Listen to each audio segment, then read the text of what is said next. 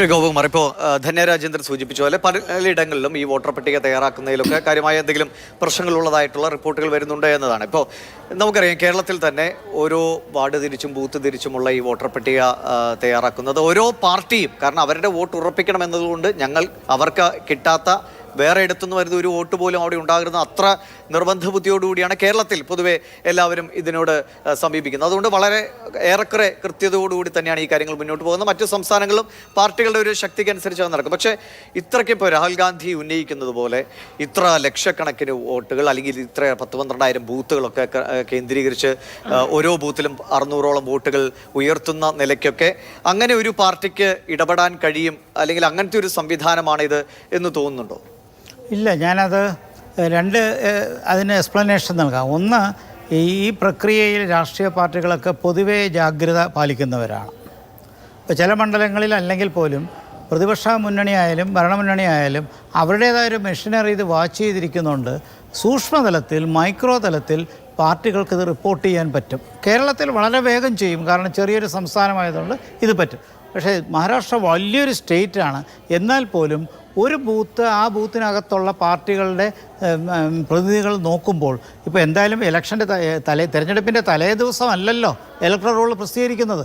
ഈ പ്രസിദ്ധീകരിച്ച electoral role പബ്ലിക്കിലുണ്ട്, വെബ്സൈറ്റിലുണ്ട്, public domain ഉള്ളപ്പോൾ അന്നൊന്നും വരാത്തൊരു പരാതിയാണ് പിൽക്കാലത്ത് വന്നിരിക്കുന്നത്. ഒരു പോളിംഗ് സ്റ്റേഷനിൽ 600 വോട്ട് വർദ്ധിക്കുക എന്ന് പറഞ്ഞാൽ അതൊരു വല്ലാത്തൊരു കണക്കാണ്. അത് ശരിയാണെങ്കിൽ അത് വല്ലാത്തൊരു കണക്കാണ്. പക്ഷേ എന്തുകൊണ്ടത് അന്ന് ചോദ്യം ചെയ്തില്ല എന്നുള്ള ഒരു വലിയൊരു ചോദ്യം. ആ മെഷീനറിയുടെ പ്രവർത്തനം മറ്റു പാർട്ടികൾ ശ്രദ്ധിക്കാതിരുന്നാണോ, അവരുടെ ഓവർസൈറ്റാണോ, അതോ ഈ ആരോപണത്തിന് കഴമ്പില്ലേ? മറ്റൊരു കാര്യം എനിക്ക് ഈ സാഹചര്യത്തിൽ പറയാനുള്ളത്, ഈ പോളിംഗ് ശതമാനത്തിൽ 5 മണിക്ക് ശേഷം 7% അത് ആ ചോദ്യത്തിനകത്തൊരു വലിയൊരു കോൺട്രവേഴ്സി ഉണ്ട്.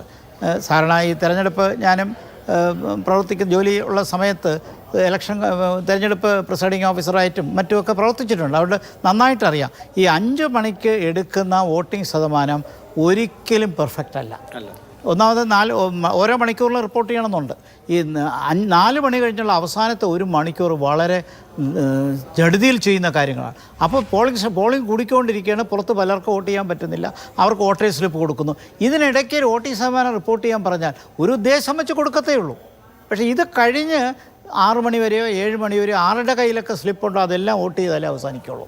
അപ്പം അതുകൊണ്ട് ഇത് ആദ്യമായിട്ടല്ല, പലപ്പോഴും നമുക്ക് കേരളത്തിൽ പോലും പോളിംഗ് ശതമാനം ഇപ്പോൾ കേരളത്തിൽ 75.23 എന്നാണെങ്കിൽ പിറ്റേ ദിവസം വരുന്ന കണക്ക്, ഇലക്ഷൻ കമ്മീഷൻ വരുന്ന കണക്ക് തീർച്ചയായിട്ടും ഒരു 1% വ്യത്യാസമെങ്കിലും കേരളത്തിൽ കാണുന്നുണ്ട്. അപ്പോൾ അതുകൊണ്ട് ഈ അവസാന നിമിഷത്തിൽ ഇത്രയും വർക്ക് ചെയ്തു എന്ന് പറയുന്നത് അത് എത്രത്തോളം ആധികാരികമാണ് ആ ആരോപണം എന്നുള്ളതും ഒരു ചോദ്യചിഹ്നമാണ്. ഇപ്പോൾ നമ്മളെപ്പോലത്തെ ഇത്രയും വലിയൊരു വൈവിധ്യതയുള്ള രാജ്യത്ത്, ജനസംഖ്യ വളരെ വർദ്ധിക്കുന്ന രാജ്യത്ത് പാർട്ടികളുടെ മെഷീനറി ഇത് പ്രവർത്തിക്കാൻ പാർട്ടികളെ മാത്രമേ നമുക്ക് ഇതിനകത്ത് ഡിപ്പെൻഡ് ചെയ്യാൻ പറ്റുള്ളൂ. മറ്റ് സന്നദ്ധ സംഘടനകളെ ഒന്നും പറ്റില്ല. പക്ഷേ അവിടെ ഈ പാർട്ടികൾ എന്തുകൊണ്ട് അന്നിങ്ങനെ ഒരു ആരോപണം വന്നില്ല? തിരഞ്ഞെടുപ്പ് കഴിഞ്ഞ പിറ്റേ ദിവസമെങ്കിലും പറയാമായിരുന്നു, കുറച്ച് കഴിഞ്ഞെങ്കിലും പറയാം. കുറേ വൈകിയുള്ള ആരോപണം, ഇങ്ങനൊരു കണ്ടുപിടുത്തം. അപ്പോൾ നേരത്തെ ഇലക്ട്രോണിക് മെഷീൻ്റെ കുഴപ്പമെന്ന് പറയുന്നത് പോലെ ഈ ഒരു ആരോപണം ഇങ്ങനെ വരികയാണെങ്കിൽ, കാരണം ഇലക്ട്രൽ റോൾ എന്ന് പറയുന്നൊരു ഫാക്ടറാണ്, അതിനകത്ത് ന്യൂനതകൾ ഉണ്ടായിരിക്കാം, ഇല്ല പെർഫെക്റ്റ്, ചിലപ്പോൾ നിങ്ങളുടെ പേര് 2 ബൂത്തിൽ കണ്ടേക്കാം, അതൊക്കെ സ്വാഭാവികമാണ്. അത് കണ്ടുപിടിച്ച് മാറ്റേണ്ട പാർട്ടികളുടെ ജോലിയാണ്. പക്ഷേ ഒരു 600 പേരൊക്കെ ഒരു ബൂത്തിൽ കൂടുക എന്ന് പറഞ്ഞാൽ അതൊരു വല്ലാത്തൊരു പ്രതിഭാസമാണ്. അത് എത്രത്തോളം വിശ്വസിക്കാമെന്നുള്ളത് സംശയമാണ്.